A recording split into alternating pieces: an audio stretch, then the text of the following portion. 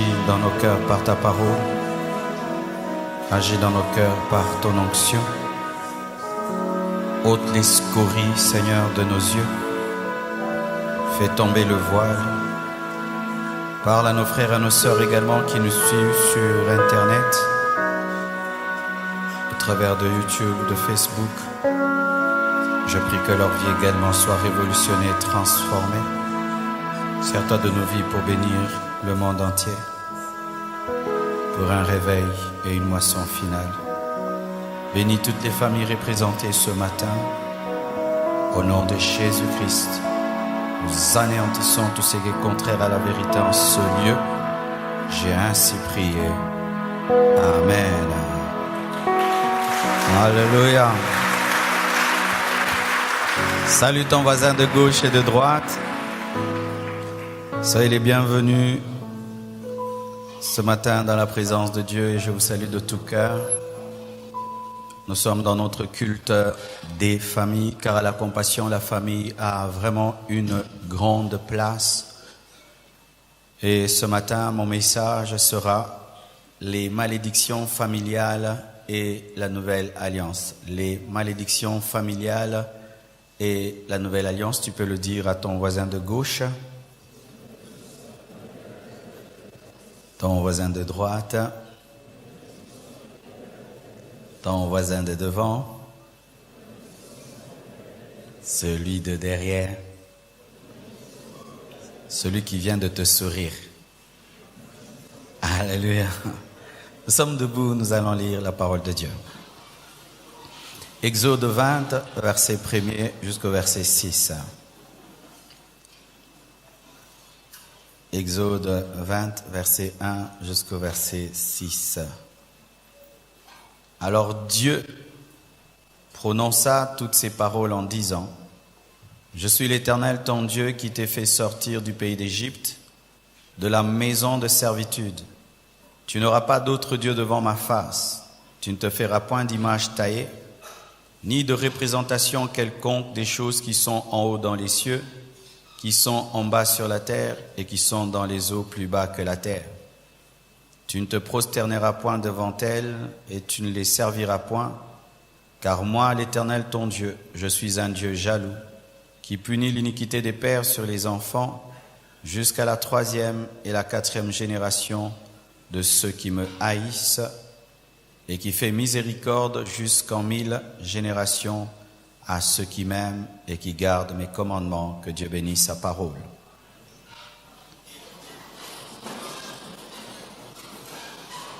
Je suis sûr que chacun de nous, une fois dans sa vie, a déjà entendu parler des malédictions familiales. Il s'agit de ces malheurs qui vont de père en fils, de père en petit-fils. Des choses qui arrivent au père, qui arrivent au fils jusqu'au petit-fils, des choses qui arrivent à la mère et qui arrivent à la fille jusqu'au petit-fils. Nous ne pouvons pas nier cela, nous le constatons autour de nous. Il y a des hommes et des femmes qui vivent des malédictions. Il y a des familles dans lesquelles tu sens vraiment qu'il y a une malédiction. Je me souviens au début de ma vie chrétienne, alors que j'étais intercesseur, une fois on nous a invités à prier dans une maison et je vous assure, tu sens la malédiction.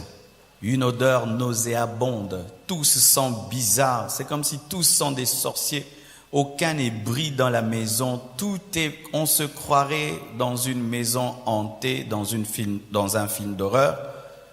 C'était vraiment terrible. Et il y a des gens comme ça. Il est en ce lieu, mais il est en train de vivre la vie de son père, la vie de sa mère. Béni soit Dieu si c'est une bonne vie, mais je pars dans le mauvais sens. Tu mènes la mauvaise vie de ta mère, la mauvaise vie de ton père. Ce qui est arrivé en mal à ton père t'arrive aussi. Ce qui est arrivé en mal à ta mère t'arrive aussi. Que dit la Bible face à cela? Depuis, je crois, une semaine, nous sommes en train de parler de la différence entre l'ancienne alliance et la nouvelle.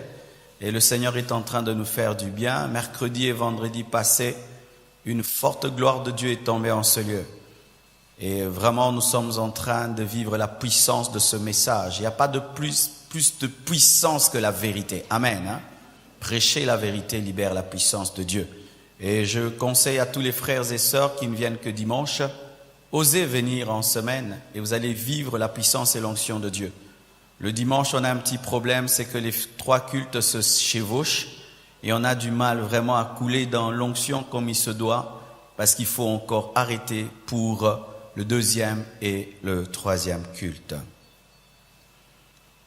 Je ne suis pas là pour nier qu'il n'y a pas de malédiction familiale, mais je suis là pour présenter la doctrine biblique à ce sujet. Lorsque nous étudions la famille d'Abraham, nous voyons déjà Térakh, son père, était un homme qui adorait les idoles, il adorait le soleil. Et cet homme n'a pas vu la gloire et la bénédiction de son fils. Ce qui n'est pas une bénédiction que tu puisses élever un fils, il devient un grand homme et toi tu es déjà mort, tu n'as pas vu et contemplé ce que Dieu a fait au travers de ta postérité. Abraham, nous voyons qu'un jour dans sa vie il a eu à mentir pour sauver sa vie parce qu'un roi avait apprécié sa femme Sarah qui était très très belle. Il dira à sa femme, fais-toi passer pour ma sœur. Et nous voyons encore Abraham qui était polygame.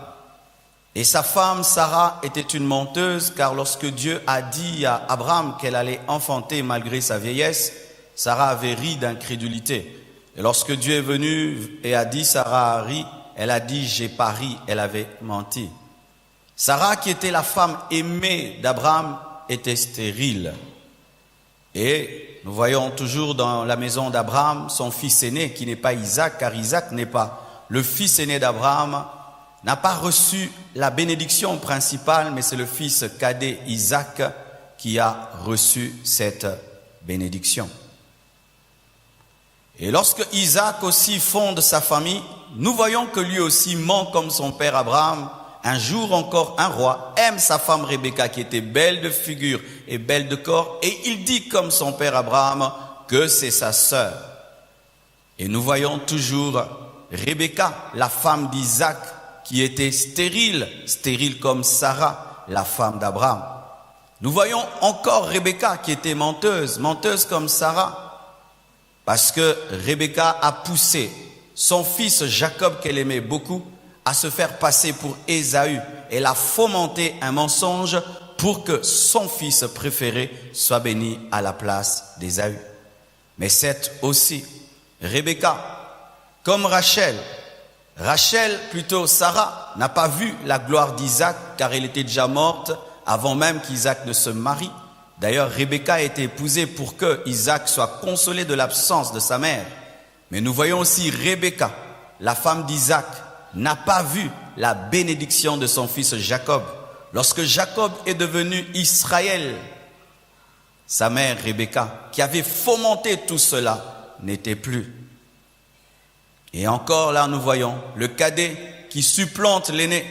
Jacob, qui est le cadet, prend la place d'Ésaü.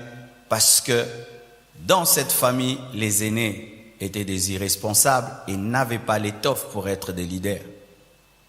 Jacob, fils d'Isaac, lui, il n'a pas seulement menti, il s'appelait mensonge. Sa femme préférée, Rachel, était stérile aussi. Et on lui a aussi pris sa femme, mais par son beau-père Laban, qui lui a donné Léa à la place de Rachel. Et pour avoir cette femme, Rachel, il a dû travailler dur pour avoir la femme qu'il aimait. Et cette femme était aussi stérile. Elle était aussi menteuse et même voleuse. Elle a volé les fétiches de son père, les téraphim, s'est assise dessus. Et lorsqu'on lui a demandé de se lever, elle a menti qu'elle était dans sa menstruation. Elle aussi, Rachel, n'a pas vu la gloire de son fils préféré, Joseph, car lorsque Joseph est devenu grand, Rachel n'a pas vu cela. Et nous voyons encore l'aîné de Jacob, qui est supplanté par Judas qui a la royauté, Lévi qui a la sacrificature, et même alors qu'ils étaient jeunes, c'est Joseph qui avait le leadership, car c'est Joseph qui est allé en Égypte afin de préserver l'aîné Ruben. Joseph, lorsqu'il est arrivé, était différent. Il n'était pas polygame comme les autres. Il n'était pas menteur comme les autres. Il n'avait pas une mauvaise femme, car on ne nous dit rien sur le caractère de son épouse. Mais quelque chose arrive. Lorsque Jacob veut bénir les fils de Joseph, il met sa main droite sur Éphraïm, qui est le cadet, et sa main gauche sur Manassé. Et Joseph veut corriger cela pour dire il n'est pas bon de le faire. Et Jacob dit, laisse-moi faire.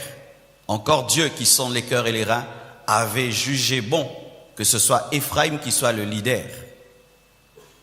Toutes ces choses arrivent avant Exode 20, car Exode 20 vient après que Israël sorte de l'Égypte. Mais bien aimé, Dieu avait déjà ce caractère depuis avant même la loi, c'est que la faute du père atteignait les enfants jusqu'à la 4e génération. Et j'aimerais que vous précisez ceci, c'est Dieu qui maudissait, ce n'était pas le diable. Dis à ton voisin, c'est Dieu qui maudissait, ce n'était pas le diable. Vraiment, retenez ça, dites ça encore, c'est Dieu qui maudissait, ce n'était pas le diable. Parce que des fois, nous attribuons Exode 20 à Satan. Ce n'est pas Satan qui parle, c'est Dieu qui parle, qu'il maudit jusqu'à la 4e génération, ce n'est pas Satan. Alléluia. La malédiction jusqu'à la 4e génération n'émane pas du diable, mais émane de Dieu. Mais le diable est un instrument de Dieu quand Dieu maudit, mais ce n'est pas lui qui engendre la malédiction. Ainsi, quand Dieu arrête de maudire, Satan ne peut plus continuer parce qu'il est envoyé. Si tu pouvais comprendre ce que je viens de dire, si tu pouvais comprendre ce que je viens de dire, je le redirai bien à la fin, frères et sœurs. Et nous voyons Jérémie, dans Jérémie 31, verset 29. La Bible dit ceci, une promesse de changement, une prophétie sur la nouvelle alliance, car Jérémie est l'un des grands prophètes de l'ancienne alliance. Il dit ceci, en ce jour-là, on ne dira plus, les pères ont mangé des raisins verts et les dents des enfants en ont été agacées. Mais chacun mourra pour sa propre iniquité. Tout homme qui mangera des raisins verts, ses propres dents en seront agacées. Voici les jours viennent, dit l'Éternel, où je ferai avec la maison d'Israël et la maison de Juda une alliance nouvelle, non comme l'alliance que je traiterai avec leur père le jour où je les saisis par la main pour les faire sortir du pays d'Égypte, alliance qu'ils ont violée, quoique je fusse leur maître, dit l'Éternel. Mais voici l'alliance que je ferai avec la maison d'Israël après ces jours-là, dit l'Éternel. Je mettrai ma loi au-dedans d'eux, je l'écrirai dans leur cœur et je serai leur Dieu, ils seront mon peuple. Celui-ci n'enseignera plus à son prochain, ni celui-là son frère, en disant, connaissez l'Éternel, car tous me connaîtront, depuis le plus petit jusqu'au plus grand, dit l'Éternel, car je pardonnerai leur iniquité et je ne me souviendrai plus de leur péché. Oh, acclamons cette parole prophétique. Alléluia. La Bible n'est pas seulement faite que d'Exode, elle est aussi faite de Jérémie. Alléluia. Mais la plupart des temps, nous lisons la Bible comme s'il n'y a qu'Exode qui parle de la descendance jusqu'à la 4e génération. Mais Jérémie dit à présent, il y a des temps qui arrivent avec une nouvelle alliance où on ne dira plus que le Père a péché et la malédiction est tombée sur le Fils, car chacun sera responsable devant Dieu de son propre péché.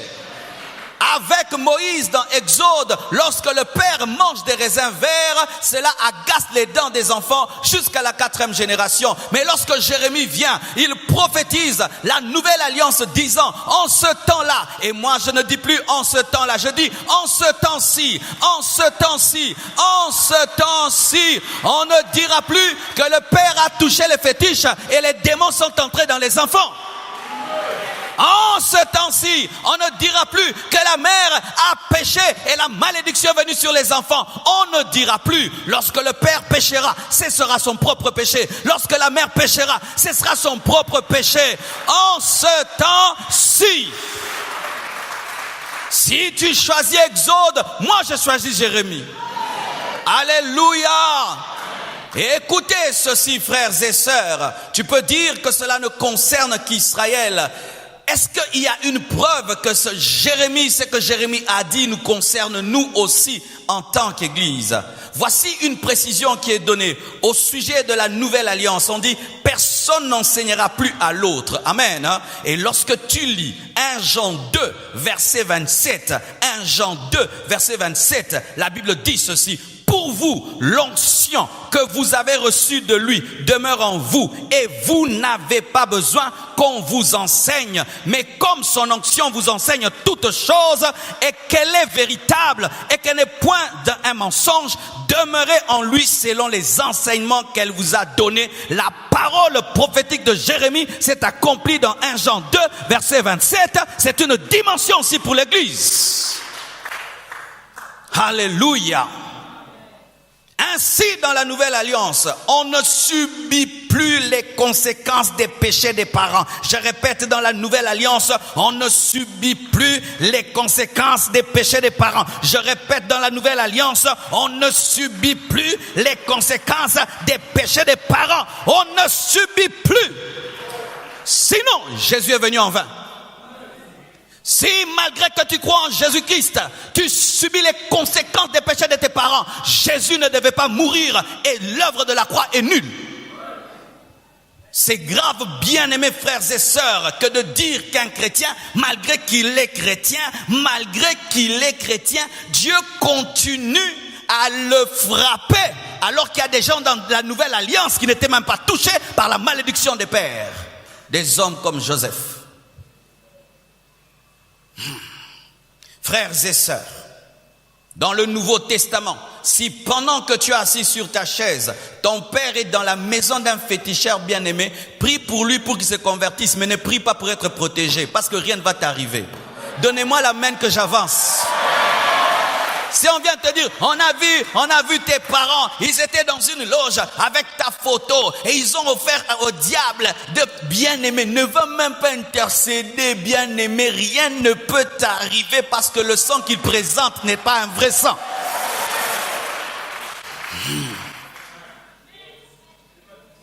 Dans le Nouveau Testament, lorsque un prophète te dit que nous avons découvert que dans votre famille il y avait des chefs coutumiers bien aimés, ça ne va rien te faire, rien te faire. Oh non, j'ai découvert que je suis dans la famille des chefs coutumiers. Et alors, ça fait quoi? Ça fait quoi? Ça fait quoi? Oh non, ça fait que tu dois être sorcier parce que tu as le sang sorcellerique. Bien aimé, archi-faux de archi-faux et d'archi-faux. Frère, si tu crois de telles choses, tu sais que tu insultes la croix, tu insultes l'œuvre de la croix. Alors dites-moi, si avant Christ est égal à après Christ, pourquoi Christ est venu? Oui, répondez-moi. Si les choses continuent comme si Christ n'est pas venu, alors pourquoi il est venu? Il fallait qu'il reste au ciel, parole, esprit. Mais oui, bien-aimé, avant Jésus, je suis maudit parce que mon père a péché. Après Jésus, je continue à être maudit. Ah non, il ne fallait pas qu'il vienne, parce qu'il ne sert à rien. Vous vous rendez compte à quel point certaines croyances sont des insultes, comme les apôtres qui appellent Jésus-Christ un fantôme alors que c'est le Créateur qui marche sur sa créature.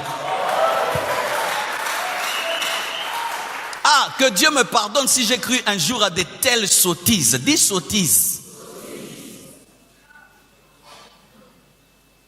L'arbre généalogique et familial, hein, le sorcier.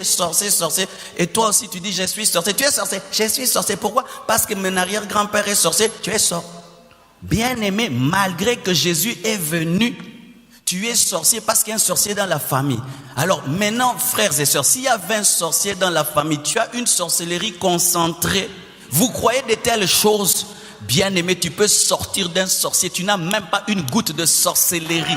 Je dis même pas une goutte de sorcellerie. Et je vais te prouver par les Écritures. On ne dira plus que les parents ont mangé des raisins verts et les dents des enfants ont été agacées. Ça veut dire, si tu manges les raisins verts, ce sont tes propres dents qui s'abîmeront. Je garderai mes dents intactes. Ainsi, frères et sœurs, tout ce que les membres de ta famille font maintenant n'a aucun impact sur toi si tu es en Jésus-Christ. Aussi, c'est pas, je vous supplie, papa, convertis-toi, tu ouvres des portes, pas dans ma vie, dans la vie des païens, pas dans ma vie. Tu fermes ou tu ouvres, mais moi je ne suis plus là. Est-ce que vous croyez cela? Ma vie ne change pas parce que mon père refuse d'abandonner l'occultisme. Ma vie ne change pas parce que ma mère refuse d'abandonner l'occultisme. Tu n'as pas besoin de la conversion de quelqu'un pour que ta vie change. Tu as besoin de croire en l'œuvre de la croix pour que ta vie change. Alléluia. Qu'il abandonne, qu'il n'abandonne pas, cela n'est pas le problème. Le problème, c'est ta foi, c'est ta foi, c'est ta foi. Parce qu'il y aura toujours des sorciers qui n'abandonneront jamais.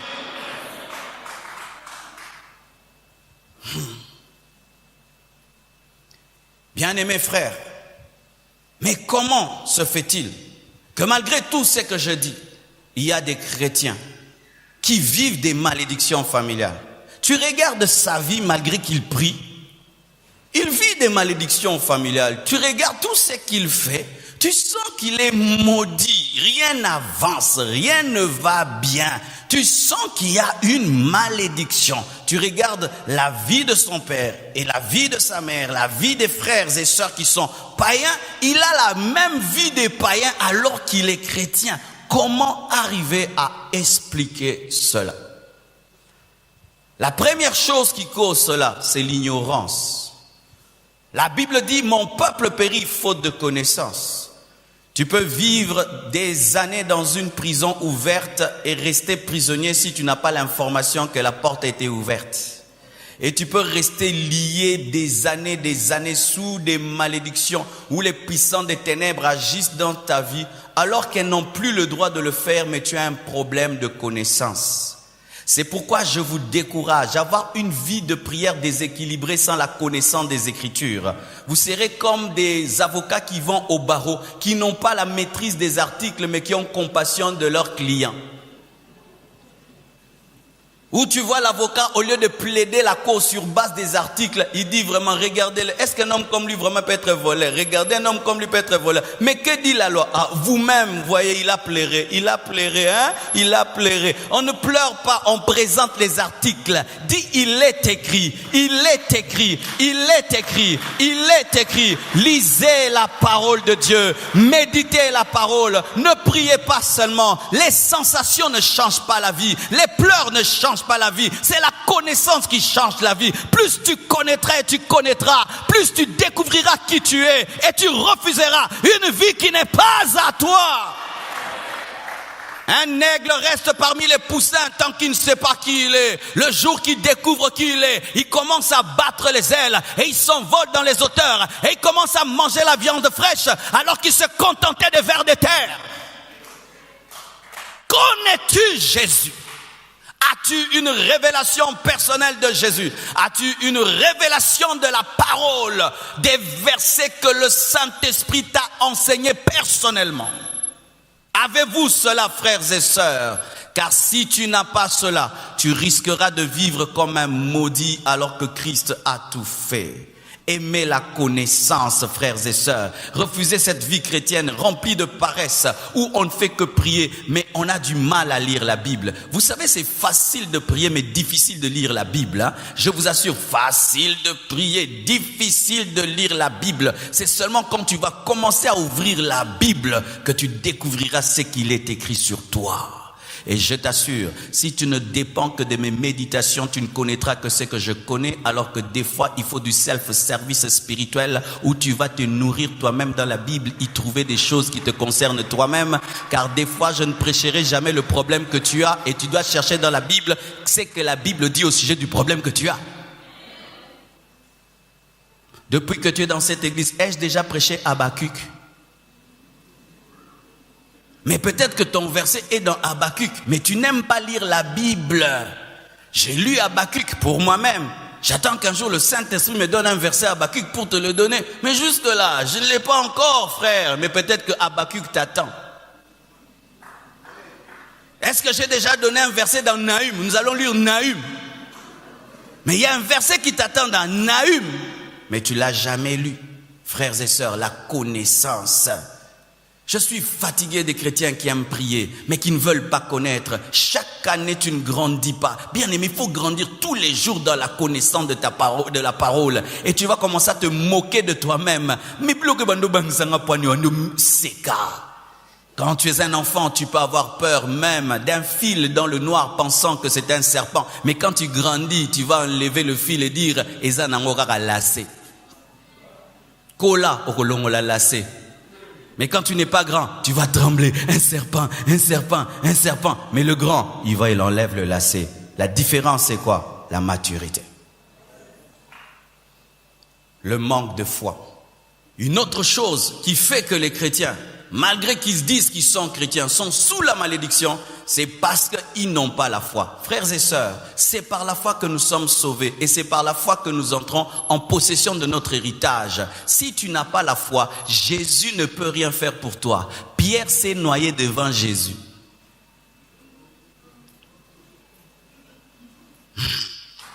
Est-ce que vous comprenez ce que je dis? Jésus est là, Pierre s'est noyé. Pourquoi? Il n'avait pas la foi.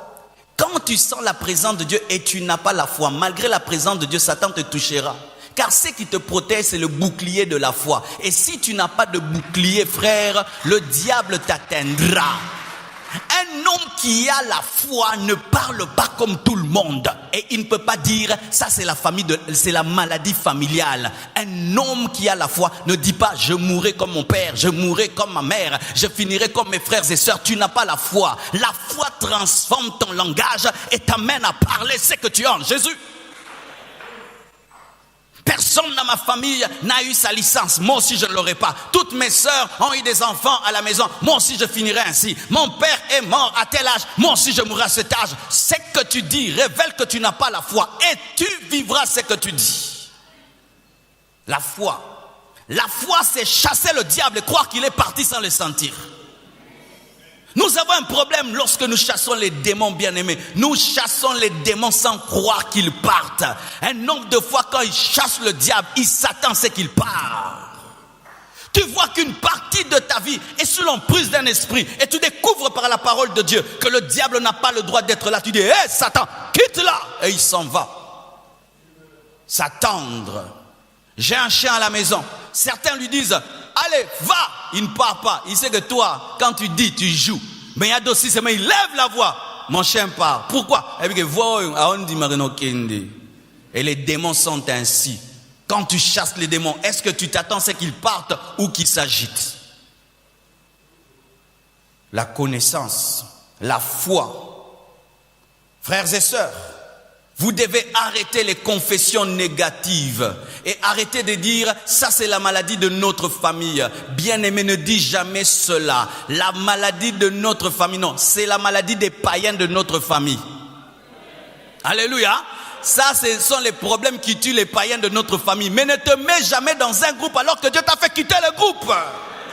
Changez votre langage. Ne dites plus ce que Dieu ne peut pas dire. Arrêtez de confesser des choses que Dieu ne dit plus. Arrêtez de créer dans vos vies des choses que Dieu a détruites.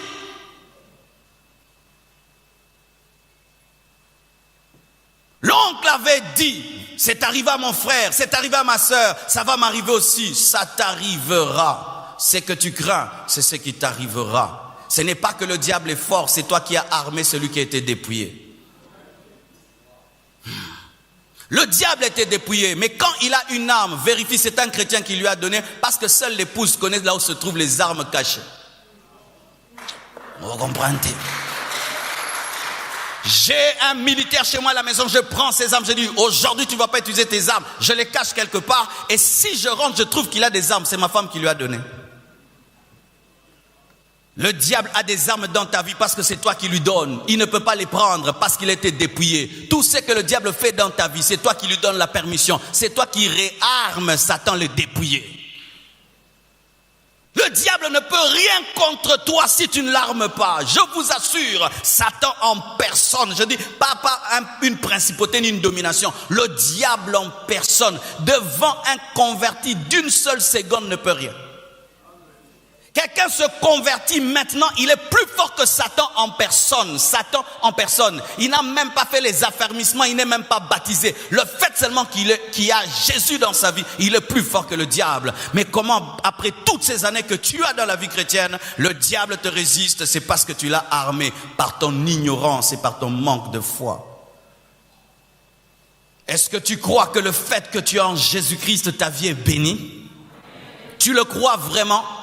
Mais pourquoi tu ne le dis pas? Pourquoi tu ne le confesses pas? Pourquoi tu confesses ce que ta famille confesse, ce que le Congo confesse?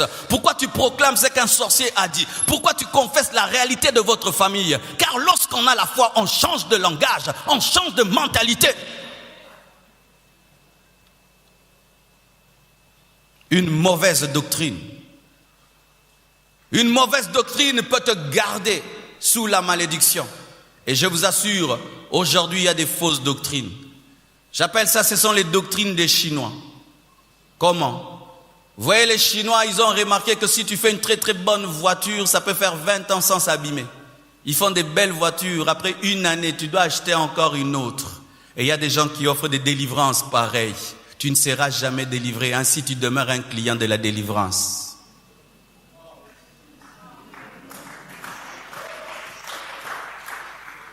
Je te regarde, mon frère, toi qui vas dans des endroits où on vous prêche des délivrances que vous n'aurez jamais. Tu as fait combien d'années là-bas? Tu n'es toujours pas délivré. Il faut que tu réfléchisses. C'est aussi Mbaté. Oui, et aussi Mbaté. Comment tu peux m'enseigner une délivrance que je n'aurai jamais? J'irai pas. C'est comme si tu me dis on va faire la course, mais il n'y a pas de ligne d'arrivée. Je cours pas, je reste à la maison. Parce qu'il n'y a pas de différence entre toi qui cours et moi qui reste à la maison parce que personne n'arrive. Bien-aimé, devenir chrétien n'est pas un suicide intellectuel. 20 ans, tu coupes un seul lien. 20 ans, tu coupes le lien de célibat. Alors qu'ici, tous les jours, les gens se marient, on se marie. Je t'aime, je t'épouse, je t'aime, je t'épouse. Toi, tu dois faire 20 ans pour couper un lien de célibat. Alors qu'il y a des païens qui se marient. N'est-ce pas que les païens se marient? Mais toi, tu as Jésus pour te marier. Kati, Nabuki, Nakati. Donne-moi la main, je parle. Mais oui, mais oui, mais oui, mais oui. Oui, donnez-moi la main, je vais parler. Une païenne, elle n'a même pas reçu Jésus. Elle va dans une boîte de nuit. Amen. Hein? Un homme la regarde et l'épouse. Toi, tu pries, tu écoutes la parole pour que tu te maries 10 ans de kokata de kobuka. Vous croyez de telles choses?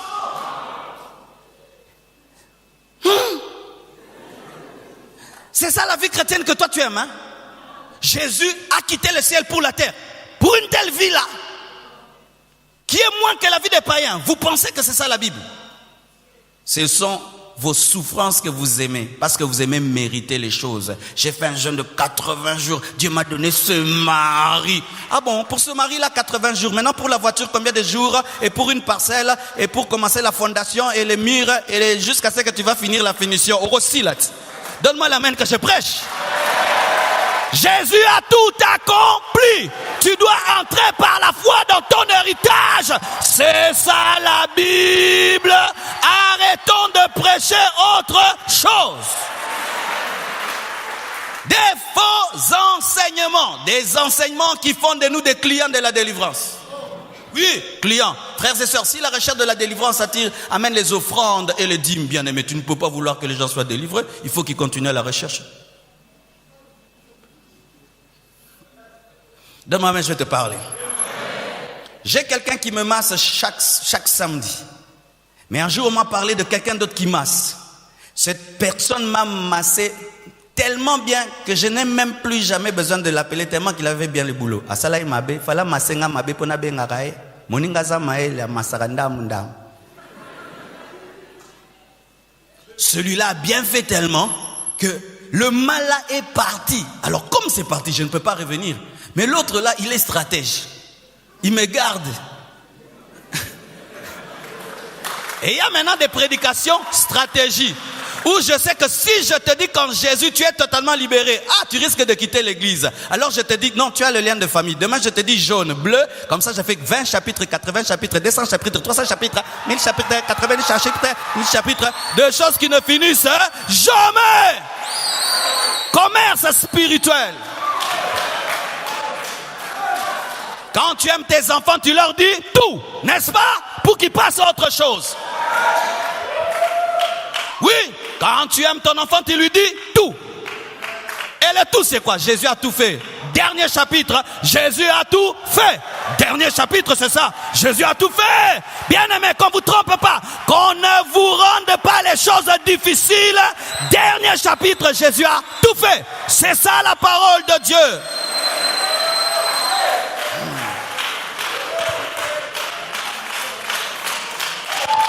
Je vois des gens qui ont un esprit de polémique. Je n'ai cité le nom de personne. Vous avez un esprit de polémique, non? Moi, je prêche. Moi, je prêche. Donne-moi la main, je vais prêcher. J'ai mon enfant. Il n'aime pas les comprimés. Est-ce que je vais l'amener à 10 comprimés? Alors qu'il y a déjà des doses uniques qui sont sorties. Je vais lui donner doses uniques. Quelle est la dose unique? Si tu crois en Jésus, les liens tombent. Si tu crois en Jésus, la malédiction tombe. Si tu crois en Jésus, ta vie est changée. Jésus a tout accompli. Dose unique. Mais je ne vais pas te dire, il faut faire 10 veillées et puis 10 jeûnes. Et puis non, ça ce n'est pas un bon cœur, bien aimé. Faites attention aux faux enseignements. Ça vous garde prisonnier des hommes. Prisonnier des hommes. Et pour qu'on vous vende des livres. J'assume ce que je dis. On doit vous ramener dans ce qui est à vous. On vous a trop volé ce que Jésus a fait pour vous, pour qu'on ait des foules. Et le vrai enfant de Dieu revient là où on dit la vérité, parce qu'il n'y a pas que ça qui ramène un enfant de Dieu. L'enfant de Dieu a besoin d'apprendre comment évangéliser, comment conquérir, comment connaître Dieu, comment se mouvoir dans le Saint-Esprit. Bien aimé, mais si toute ta vie c'est kata kata, tu seras enlevé au tico. Même le jour de la leva, ok. Vous savez que la position au côté là.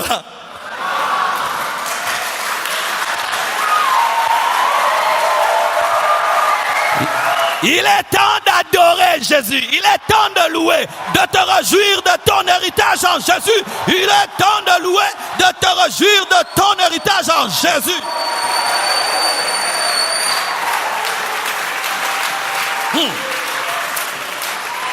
Je ne sais pas si vous les connaissez.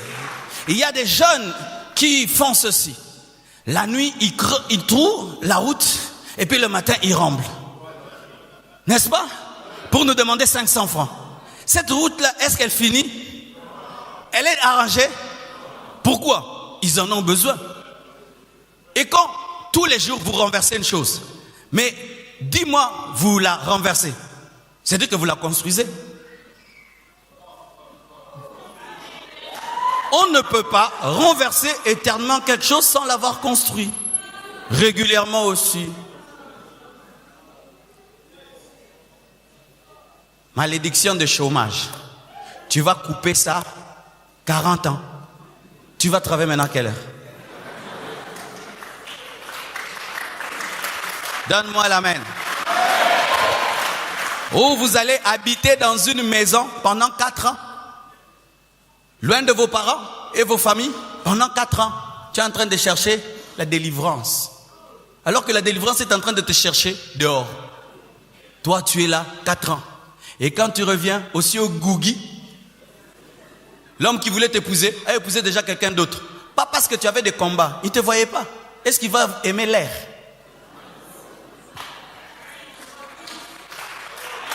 On va engager quelqu'un qui s'est caché dans une permanence pendant 4 ans. On va t'engager là-bas. Est-ce que leurs propres enfants habitent là-bas? Leurs enfants habitent là-bas. Mais on vous fait habiter là-bas. Leur famille habite là-bas. Leurs enfants habitent là-bas. Leurs enfants sont parfaits.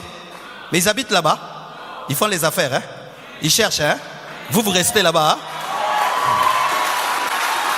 Hein? Il faut comprendre, bien-aimé, vous connaîtrez la vérité vous affranchira.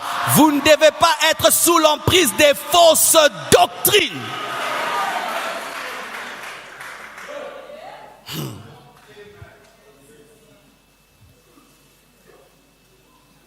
Un autre problème, ça je dois vraiment vous dire, c'est le manque de consécration. La malédiction est venue dans votre famille par l'impudicité, et toi tu te dis chrétien, tu es impudique. Là, tu as ouvert la porte à l'ennemi. Car la Bible dit que votre ennemi rôde comme un lion rugissant, cherchant qui dévorer. Et certains, vous avez des problèmes de malédiction parce que vous demeurez dans les péchés qui ont apporté la malédiction dans vos familles. L'idolâtrie, et tu es idolâtre. Fétiche, des fois quand on te vole, et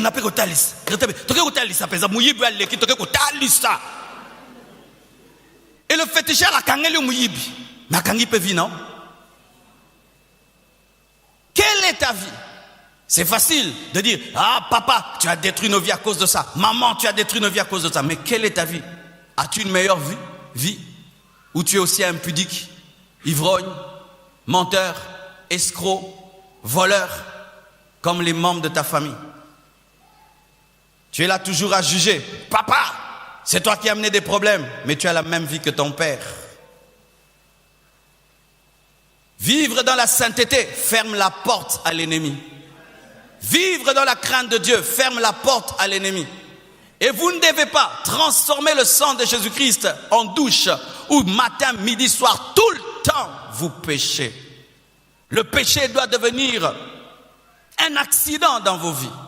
Quelque chose que vous commettez tellement rarement. Mais lorsque ta vie c'est péché sur péché et sur péché, même si la Bible dit qu'en Christ tu es béni, tu ne vivras pas cette bénédiction parce que tu ne marches pas dans l'obéissance. Dieu n'encourage pas le péché. La grâce n'encourage pas le péché. Si tu vis dans la grâce et dans le péché, tu n'as pas compris la grâce. Car la connaissance de la grâce te remplit de reconnaissance. Et cette reconnaissance t'amène à dire à Dieu merci par une vie de sanctification. Alléluia. Et aussi des fausses nouvelles naissances. Certaines personnes supposent que le fait que de venir à l'église fait d'elles des chrétiens. Alors il n'a pas donné vraiment sa vie à Jésus-Christ. Il n'est pas né de nouveau. Car tu peux venir à l'église comme Nicodème, tu t'approches de la loi, mais tu n'es pas né de nouveau. Et tu penses que le fait de venir à l'église, d'avoir une conversion des pieds, une conversion des lèvres, une conversion mentale, rationnelle, sans que ce soit une conversion de cœur, fera que tu puisses bénéficier de l'héritage des enfants de Dieu.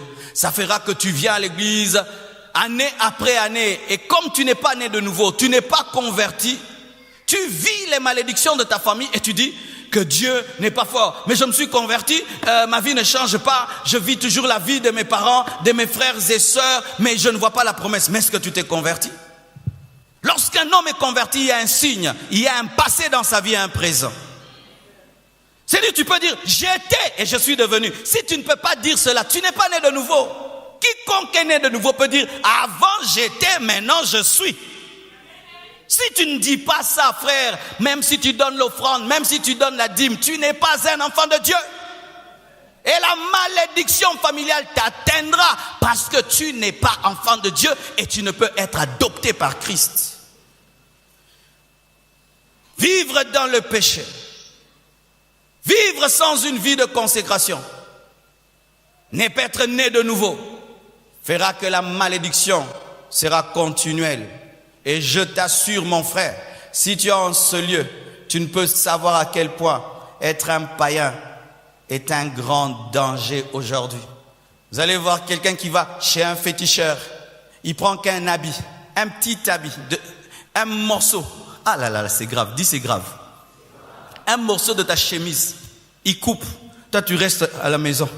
Tu es un grand garçon costaud, en bonne santé. Il prend une partie de ta chemise. Il va chez un féticheur. Et il dit, je veux devenir riche. Je veux devenir ministre. Je veux devenir cela. Ça va. Donne-nous ton enfant. Il dit, ok, je vous donne. Qu'est-ce que tu as amené? C'est le bout de sa chemise. Ok. Mets ça là dans la bouteille. Il met dans la bouteille. On prend le feu, on brûle. On dit, ça va, pars. Il va mourir dans 1 mois et on va te nommer. Et toi là, le grand garçon costaud, tu es en train de marcher alors que tu n'es qu'un bout de chemise. Tu es en train de parler français, tu as des diplômes, bien habillé, bien parfumé, en voiture avec des projets, alors qu'il y a un féticheur qui n'a même pas le graduat ni un diplôme. Dans une bicoque en passa, qui a déjà dit que toi, dans 1 mois, tu mourras. Et après 1 mois, jour pour jour, ce beau garçon, costaud, parfumé, licencié, meurt dans son sommeil. C'est ça, un homme qui n'a pas Jésus-Christ. Tu n'es pas différent d'un coq, d'une poule. Tu vois le coq, il est là, dans la basse-cour, il est fier. Mais toi, tu as dit... Il est bonne année. Alléluia. Il est là. Et il dit le cocorico. Mais toi tu dis bonne année. Et quand tu es un païen, une païenne sans Jésus-Christ, tu dis cette année je ferai ceci. À la fin de l'année, moi je ferai ceci. Mais quand le sorcier te regarde, il dit toi, bonne année. Un païen ne s'aime pas. Avec les temps comme ceci, où il y a prolifération de l'occultisme, de la magie, des jeunes de 20 ans qui veulent l'argent maintenant, qui veulent tout maintenant. Ton petit frère même de 20 ans, que l'équisayo pas à grade. Azora promotion à $500 de plus au Koufi. Quand tu viens à l'église, rassure-toi que tu as donné ta vie à Jésus-Christ. Sinon tu vivras les malédictions de tes parents. J'aime ce verset. Galates 3, verset 13. Christ nous a rachetés de la malédiction de la loi, étant devenu malédiction pour nous, car il est écrit, maudit est quiconque est pendu au bois, afin que la bénédiction d'Abraham eût pour les païens son accomplissement en Jésus-Christ. Dis en Jésus-Christ, j'ai la bénédiction d'Abraham. Jésus est devenu malédiction. Alléluia. Pour qu'en toi se manifeste la bénédiction d'Abraham. Et chaque fois que quelqu'un te maudira, cela entre dans la croix et la croix transforme cette malédiction en bénédiction. On ne peut jamais maudire un enfant de Dieu. Personne ne peut te maudire. Je dis personne ne peut te maudire. Personne ne peut te maudire. Je dis personne ne peut te maudire parce que Jésus a déjà été maudit et il est la machine qui convertit et transforme toute malédiction en bénédiction. Ainsi, il aspire la malédiction et rend la bénédiction d'Abraham. Frères et sœurs, c'est ça ton héritage en Jésus-Christ. Et pour terminer, écoutez ce passage merveilleux, 2 Corinthiens 5, versets 16 à 17. Si quelqu'un est en Christ, il est une nouvelle créature. Les choses anciennes sont passées. Voici, toutes choses sont devenues nouvelles. Et j'aime cette version. Si quelqu'un est en Christ, il est une nouvelle création. Dieu ne te modifie pas, il te crée en Jésus. Vous voyez cette partie-ci, on a modifié ce qu'on a trouvé. Il y a de l'ancien et du nouveau. Mais la partie là-bas, il n'y aura que du nouveau. Et toi, c'est la partie là-bas, il n'y aura que du nouveau. Il ne modifie pas ta vie. Il n'y a pas du mélange entre le passé et le présent. Mais il n'y aura qu'une chose nouvelle. Et ainsi, lorsqu'on veut te maudire, en soi, tu disparais pour être recréé, tu n'es plus. Celui qui cherche à te maudire en fonction de ta vie passée ne peut plus te voir parce que Dieu t'a démoli et il t'a recréé.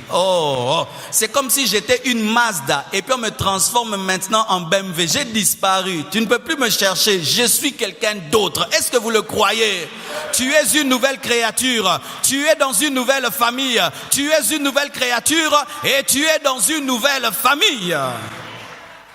Je termine par ce que j'ai dit au départ. Nous attribuons des fois à Satan des choses qui ne sont pas à lui. C'est Dieu qui dit dans Exode 20 que je maudis jusqu'à la 4e génération. Ce n'est pas Satan. C'est Dieu qui dit je maudis. Et quand Dieu maudit, Satan est un instrument bénévole qu'il utilise. Alléluia.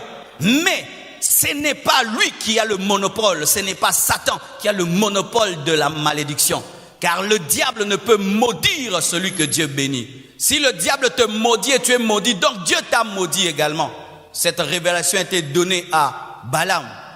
Ainsi, si j'ai un problème avec Dieu, Dieu me maudit et j'arrange avec lui. Satan ne peut plus agir parce que la malédiction ne provient pas de Satan. Dieu qui dit, je maudis jusqu'à la 4e génération. Il vient maintenant, il dit, maintenant, je ne maudirai plus jusqu'à la 4e génération. Si un père pêche, Dieu a dit. Pourquoi, bien-aimé, vous ne voulez pas évoluer avec Dieu? Lui-même dit, mais tu restes maintenant dans des choses, des liens, comme mon père a fait, comme ma mère a fait. Donc, Dieu avait dit, maintenant il a dit. N'est-ce pas que Jésus dit, il vous a été dit, maintenant moi je vous dis. Est-ce qu'aujourd'hui, lorsque tu pêches, tu prends un agneau? Est-ce que tu verses le sang d'un animal? Tu crois que la révélation a évolué. Maintenant, il faut croire au sang de l'agneau. Et il était dit aussi que si le père pêche, c'est une malédiction de 4 générations. Mais maintenant, il est aussi dit que si le père pêche, ça ne te touche pas. Est-ce que tu crois?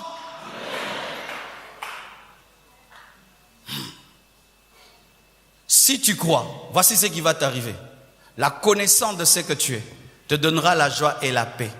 Et tu arrêteras de créer des choses qui n'existent pas, car certaines malédictions que vous brisez ne sont que psychologiques.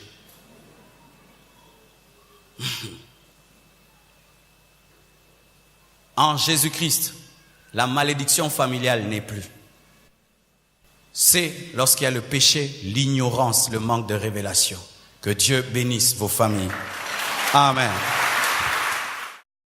Je vous salue au nom de Jésus-Christ de Nazareth. Nous bénissons Dieu qui nous donne le souffle de vie et qui nous fait grâce de venir auprès de vous pour vous parler du fardeau que nous avons, des besoins que nous avons afin de recevoir de vous la main d'association. Plusieurs personnes nous écrivent se posant la question: comment faire pour soutenir l'église Compassion Kinshasa? Comment faire pour soutenir le noyau Compassion International? Il y avait un petit problème d'organisation autour de cela, mais par la grâce de Dieu, nous venons d'ouvrir un compte bancaire très accessible qui pourra vous permettre de faire des virements et même un compte PayPal qui pourra vous permettre de nous soutenir financièrement et de participer à cette bénédiction. L'église Compassion de Kinshasa est dans une phase très importante, la phase de construction qui nous demande beaucoup de moyens. Par la grâce de Dieu, nous avons pu acheter la parcelle. Maintenant, nous avons besoin de construire un grand temple. Et nous prions au peuple de Dieu, touché par le Saint-Esprit, de pourvoir aux besoins de la vision, comme avec Moïse, qui avait reçu la vision du tabernacle, mais c'est le peuple qui avait apporté les matériaux pour sa construction. Si le Seigneur vous touche pour la construction du temple Compassion, nous vous prions de faire un virement à ce numéro qui est au bas de l'écran, que ce soit par PayPal ou par le compte bancaire, ou de nous appeler au numéro qui est au bas de l'écran. Aussi, pour tous ceux qui veulent nous soutenir dans le cadre du noyau international Compassion, qui nous permet d'organiser des croisades, des soirées de gloire dans le monde entier. Nous venons de la Martinique, nous étions à Bruxelles, à Paris, en Allemagne, et bientôt là, nous serons en Hongrie, nous serons en Haïti, nous serons à Düsseldorf. Donc avec le noyau Compassion International, nous organisons des soirées de gloire et des croisades dans le monde entier. C'est que nous demandons de louer des salles, de louer des stades, du matériel, lumière, son, vidéo, tellement de choses autour. Et nous avons besoin pour cela des partenaires financiers pour l'organisation des croisades qui permettent une grande moisson d'âmes. Ainsi aussi pour le noyau Compassion International, pour l'organisation des croisades et des soirées de gloire, il y a un numéro qui s'affiche à présent au bas de l'écran. Vous pouvez appeler nos bien-aimés, vous pouvez aussi faire un virement par PayPal ou par compte bancaire et sachez vraiment que cela sera utilisé à bon escient pour la gloire de Dieu et pour l'avancement de l'œuvre de Dieu. Que Dieu vous bénisse pour toutes vos libéralités et qu'il vous rende au centuple au nom de Jésus-Christ. Amen.